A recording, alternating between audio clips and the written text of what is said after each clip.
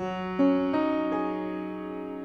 friend and I had an adult care home out in Turner, which we both enjoyed very much. I like doing for others. And then my health started going bad on me. Over the past 10 years, I've had several heart attacks, and then this last summer, I was having more symptoms, but I have no insurance. And I found out about the free clinic and how to get an appointment, and I went in and met Dr. Eisenhut there. Well, Katherine told me that she'd had a heart attack in the past and required a stent to be placed, and then before that she had another stent placed. She treated me like a person, not a number.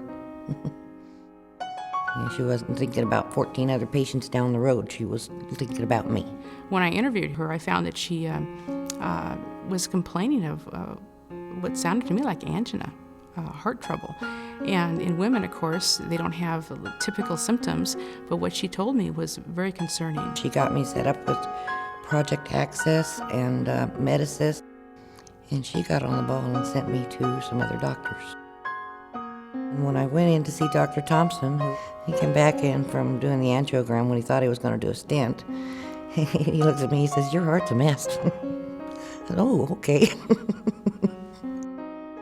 And a few weeks later, I was having a 5-way bypass. Well, I think if she hadn't come to the clinic and we wouldn't have been able to see her, that she would have probably at least had a heart attack. And that means she would have had heart muscle damage that could have disabled her, and it could have been a big enough heart attack that she could have even died. I don't believe I would have made it long enough to see my great-granddaughter be born.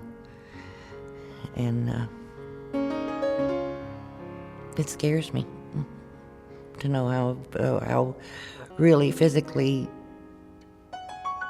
ill I was. And I knew I had the symptoms and I knew I had problems, but no insurance, no regular doctor. So if it wasn't for Debbie and the free clinic, I wouldn't be here. I was very privileged to be part of that, and I was very privileged to be able to be the hands, feet, and face of Jesus to that person. She saved my life, she really did. And I have many grandchildren, and like I say, I have a great-grandchild now, and my daughters, and I think they would all line up and give her a hug.